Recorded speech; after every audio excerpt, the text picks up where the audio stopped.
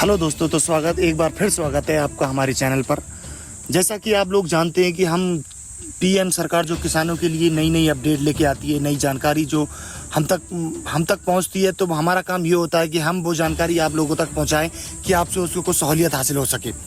जी हाँ, एक जानकारी ये है कि पीएम किसान सम्मान निधि योजना, जी हाँ, आप इसका नाम सुनते ही समझ गए होंगे क्योंकि इसकी 10 किस्तें अब तक किसान भाइयों के खाते में पहुंच चुकी हैं, लेकिन 11वीं किस्त का सारे किसानों को बेसब्री से इंतजार है।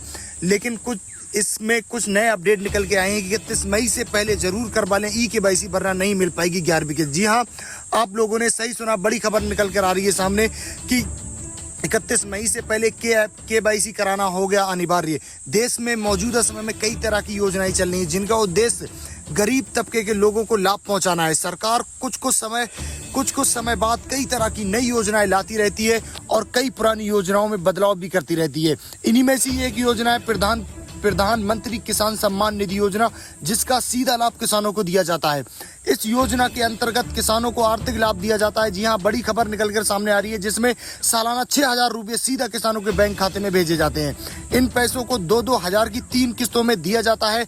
अब तक लोगों के पास 10 किस्तें पहुंच चुकी हैं और अब हर किसी को 11वीं किस्त का इंतजार है। लेकिन अगर आपने अब तक ई-केवाईसी नहीं कराई है तो आपको 11वीं किस्त के पैसे अटक सकते हैं। तो चलिए आपको बता दें कि आप कैसे घर बैठे ई-केवाईसी कर सकते हैं ताकि आपको 11वीं किस्त के पैसे मिल सकें। किसान भाइयों, अगर आप भी चाहते हैं कि पीएम किसान योजना के अंतर्गत मिलने वाले 11वीं किस्त के पैसे आपको मिल सकें, तो इसके लिए ई-केवाईसी करवाना अनिवार्य है। सरकार की तरफ से इसकी आखिरी तारीख 31 मई 2022 तय की गई है, यानी इससे पहले आपको ई-केवाईसी करवा लेनी चाहिए, नहीं तो आपके 11वीं किस्त के पैसे अटक सकते हैं। जी हाँ, आप लोगों ने सही सुना।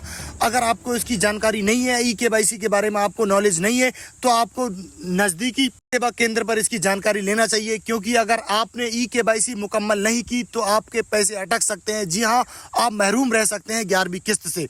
जी हाँ, आपने सही सुना, बड़ी खबर सामने आ रही। बड़ी खबर आप लोगों के सामने। आप अपने 2 तरीकों से ई-केवाईसी को मुकम्मल कर सकते हैं, कंप्लीट कर सकते हैं। अगर आपने अब तक ई-केवाईसी नहीं करवाई है तो इसको करने के लिए आपको सबसे पहले पीएम किसान पोर्टल पर जाना है और दूसरा स्टेप जो यहाँ पर जाकर आपको किसान कॉर्नर का विकल्प मिलेगा, जिसे आपको चुनना है। इसके बाद आपको यहाँ पर मांगी गई अपनी ज़रूरी जानकारी भरनी है। इसके बाद इसे सबमिट कर दें और आपकी ईमेल और आपकी ई-केवाईसी पूरी हो जाएगी। जी हाँ, आपकी ई-केवाईसी जो है कंप्लीट हो जाएगी। जो मैंने बताया उस प्रोसेस को आपको सही तरीके से करना है। अगर आप ये भी नहीं कर सकते हैं तो ये भी एक तरीका है, इसको आप ध्यान से सुनिए।